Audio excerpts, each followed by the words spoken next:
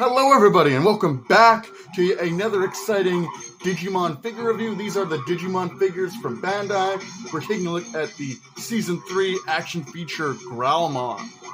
As you can see right here, it says, with nodding head and claw fighting action. I don't know who that guy is, but I'm assuming he's the baby, the Digitama for growlmon here. It looks really cool. You can see growlmon, like in the box, he looks kind of weird. Like his eyes look weird. But it says Digimon Digital Monsters. And the packaging is slightly different from the packaging that was on the Armadillomon, which we recently took a look at. You can see him in the window there. And then the back, see a read-up for Season 3 Digimon. You can pause it now and read it if you want to, because I'm not going to. Again, same problem the other one that we looked at had, where it just shows official renders of the Digimon rather than the figures. But collect all 25 action feature Digimon, currently over 60 characters to choose from, or 2.5 action feature Digimon, currently over 60 Digi-characters to choose from. Made in China, and this one is from 2001. So, unlike the other one, which was from the 90s, this one's a little bit more recent.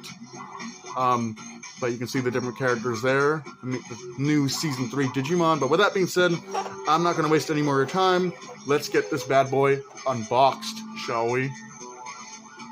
First up, with the figure out of the box. No, there is no mini poster, but there is a sticker like the Armadillomon had. The nice render of growlmon here. Looks super cool. Lots of symbols and runes and big claws. Very dragon and theropod dinosaur-like. Just comparing the two different stickers here. The one that we got with Armadillomon, you can see they're slightly different, but they share similar characteristics. Right, for stickers. Anyway, get on with the figure review, right? Here it is. First thing I want to say is this growlmon looks like he's seen some things he shouldn't have seen. His eyes are very big and soulless, and that's the look of a man that's seen God. Anyway, he does have very minimal paint. The sculpt work is great, he just doesn't have a lot of paint. He has this oddly silver metallic mohawk. His horns do have black tips. Does have some black, red, white, very generic color palette, but the sculpt work is pretty good. You can look here, those soulless eyes. He does have like what looks like some cheek spikes there. He does have some lines carved in. I don't know if the camera's picking that up. He does have a really nice kind of black scratch mark effect on his jaws here, and that goes on each side. He does have like a triangle here on the base of his snout. Does have some sharp dinosaur-like teeth. The whole bottom of the figure is done in a nice white color. He's got these very powerful but deadly looking claws here. That goes for the hand claws and the talons. I like this kind of aerodynamic fin design they got going on his arms here. Looks really cool. He's got runes and symbols on him like the character in the show, but it's very hard to pick out because it's just kind of carved into the surface of the figure's body. But he's still altogether a pretty decent figure. Profile is nice, unmistakably growlmon, but it's just not that good. He does have head articulation, his arms can move, and his legs can obviously move, they can kick forward and back. It's very limited articulation on this guy.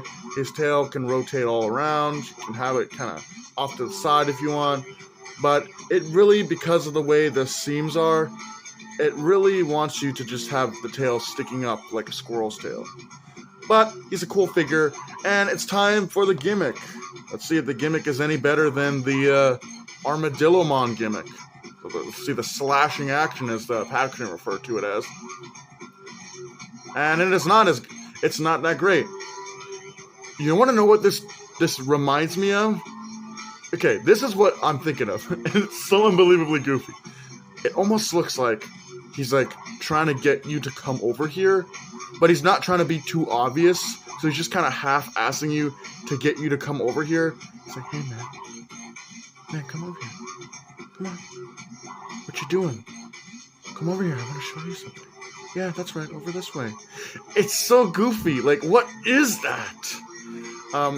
It's not the greatest action feature. I wonder if you like move his claws up, if it's any better. Okay, that's a little bit better, but it just looks goofy. It's a goofy little figure. But yeah, altogether, pretty decent figure.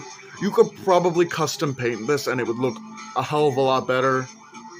But anyway, for comparison here, we have Growlmon here next to the figure we previously looked at, which is Armadillomon. Reaching up here to grab some other figures here.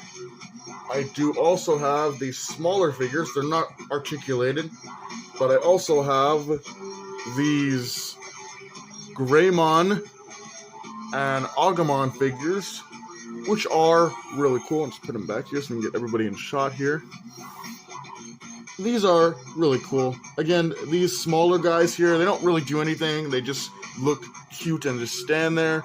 But all of these figures look really awesome. You can obviously get the Greymon and the Agumon on Amazon with a bunch of other Digimon, which is cool. I highly recommend picking those up. But these gimmick-based Digimon, they have a lot to be desired. I mean, I understand, you know, this one is from the 2000s and this one is from the 90s, so they're pretty old. Action figure stuff wasn't that thought out yet. We didn't have all of these big name companies coming out with super detailed and articulated figures, so it was mainly just generic paint and some very easy gimmicks for the little kids. Anyway, with that being said, hope you guys enjoyed. Do take care, have a great night, and I'll see you in the next video.